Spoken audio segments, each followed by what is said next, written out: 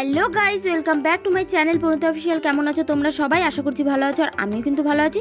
তো গাইজ, তোমাদের জন্য নিয়ে চলে এলাম আমার আরও একটা নতুন ভিডিও নিয়ে। তো গাইজ, আজকে করবো আমরা কাঁঠালের মুচি মাখা। তো তোমরা তো ভাবছো যে কাঁঠালের মুচি আবার কি? দেখো, যেগুলো আমার হাতে রয়েছে এগুলোকেই বলে নাকি কাঁঠালের মুচি। আর আমি কিন্তু এই প্রথমবার এই কাঁঠালের মুচি মাখা খাচ্ছি। আর এই কাঁঠালের মুচি মাখা করে খাওয়াবে কিন্তু আমাদের জায়াবু।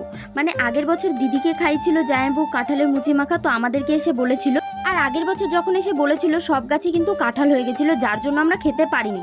তো জায়াবুকে এই বছর বললাম যে তাহলে আমাদেরকে কাঁঠালের মুচি মাখা করে খাওয়াও। তো আমাদের কিন্তু কাঁঠালের মুচি পাড়া হয়ে গেছে, আর এরপরে কিন্তু আমি গাছ থেকে ঠিকভাবে নামতে পারছিলাম না।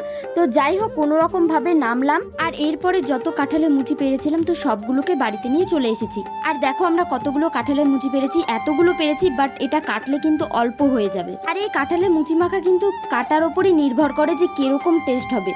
তো আমাদের কিন্তু এরকমভাবে চোকলাটা নিয়ে নিতে হবে, আর ভেতরের যে অংশটা আছে ওটা কিন্তু ফেলে দিতে হবে। তো আমি যেরকমভাবে কাটছি এরকমভাবে কিন্তু কেটে নিতে হবে। আর যতটা পারবে পাতলা করে নেওয়ার চেষ্টা করবে, কারণ ভেতরেরটা দিলে কিন্তু তেতো তেতো লাগবে। আর আমার কিন্তু কাটা হয়ে গেছে, আর ভেতরের অংশটা আমি ফেলে দেবো। আর দেখো, তোমাদেরকে তো বললাম যে কাটার পরে কিন্তু অল্প হয়ে যাবে। তো যাই হোক, এরপরে কিন্তু আমি কাঁঠালের মুচিগুলোকে ধুয়ে নিলাম।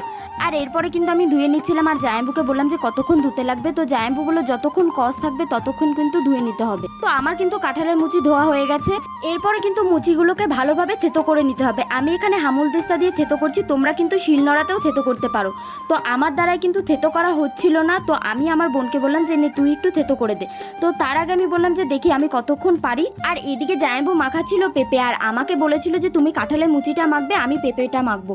তো কালকে কিন্তু আমার পেঁপে মাখার ভিডিও আপলোড হবে। তো যারা যারা আমার চ্যানেলে নতুন আছো তারা কিন্তু আমার চ্যানেলটাকে সাবস্ক্রাইব করতে একদম ভুলো না।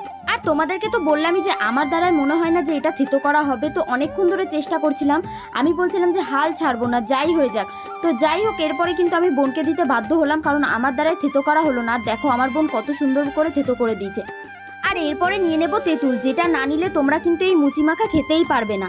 কারণ হচ্ছে তোমরা যতটা মুচি নেবে ঠিক ততটাই কিন্তু তেঁতুল নেবে, না হলে যখন তোমরা খেতে যাবে তখন কিন্তু পুরো কষকষ লাগবে। তো এরপরে আমি চলে এসেছিলাম মাঠে ধনেপাতা নেওয়ার জন্য।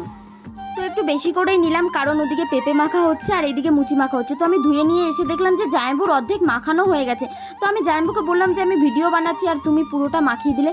বললো যে আমি ভুলে গেছিলাম। যখনই বললো ভুলে গেছি তখন আমার মনে পড়লো আমিও তো ভুলে গেছি লেবু পাতা আনতে। তো তারপরে কিন্তু আমি ঝটপট চলে গেছিলাম লেবু পাতা আনতে। তো লেবু পাতা নিয়ে ধুয়ে নিয়ে এসে কিন্তু দিয়েও দিলাম। আর এখানে কিন্তু পেঁপে মাখাটা দেখতে কতটা সুন্দর লাগছে না? আর গাইস, তোমাদের এই তেঁতুল মাখার কথা কি বলবো, এতটা টেস্ট হয়েছিল না এই তেঁতুল মাখা। মানে পেঁপে মাখা, মুচি মাখা সবার থেকে টেস্ট হয়েছিল এই তেঁতুল মাখা।